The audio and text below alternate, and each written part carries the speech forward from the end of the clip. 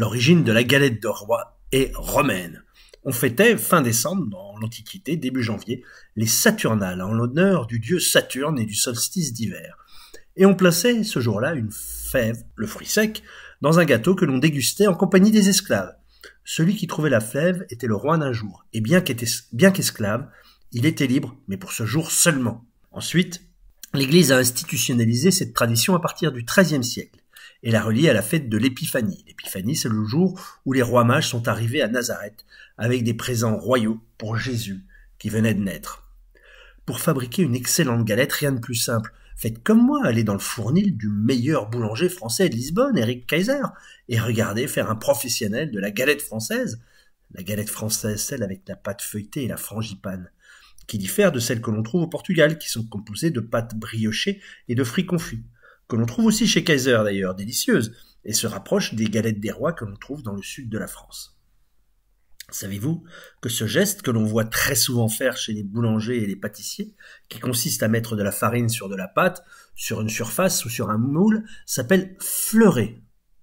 Alors, comment faire une bonne galette? D'abord, faites une belle pâte feuilletée, une très belle pâte feuilletée, passez-la au laminoir, afin d'obtenir une pâte fine. Avec un emporte-pièce, coupez des ronds qui définiront la taille de votre galette. Dans une indispensable poche à douille, mettez votre frangipane, la frangipane que nous devons au comte italien Frangipani, qui est un mélange de poudre d'amande et de crème pâtissière et qui serait venu en France avec Catherine de Médicis. Soyez généreux avec la frangipane, sinon votre galette sera sèche. Vous collez les 2 ronds de pâte qui constituent le fond et le chapeau de votre galette avec un appareil à base de jaune d'œuf.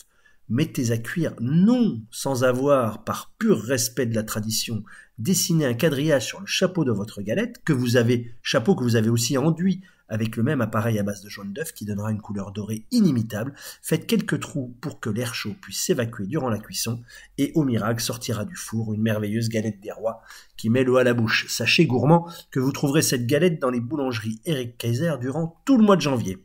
Pour ce qui concerne la fève, une incroyable législation européenne interdit de mettre dans la galette, et à ce jour, seule la France ne respecte pas cette législation. Mais chez Kaiser, la fève est fournie à part. Vous pourrez la glisser dans la part du petit dernier que vous n'aurez pas manqué d'envoyer sous la table afin qu'il désigne les destinataires des parts de galette. Savez-vous pourquoi on a substitué à la fève ou haricots secs des fèves de porcelaine? Il était de tradition, quand on trouvait la fève dans sa part de galette, de payer à boire à la tablée entière. Pour éviter de payer, les plus désargentés ou les plus avares avalaient le fruit sec, ce qui n'est plus possible avec les fèves plus volumineuses en porcelaine. La tradition de la galette des rois au Portugal est assez récente, elle date du XIXe siècle. Le bolorei, ou gâteau des rois, a été importé par le pâtissier lisboète Balthazar, oui, Balthazar, imaginez son prénom, était plus que prédestiné, Rodrigues Castanheiro, propriétaire de la Confeitaria Nacional. Il s'est inspiré de ce qui se faisait dans le sud de la France, ce qui explique la forme et la composition du bolorei. Bolorei qui n'a rien à voir avec la qualité et la tradition française que l'on retrouve dans les excellentes galettes Eric Kaiser à la frangipane et qui sont disponibles durant tout le mois de janvier. Alors bonne fête des rois et bonne année 2022 à tous. La French Radio. Portugal.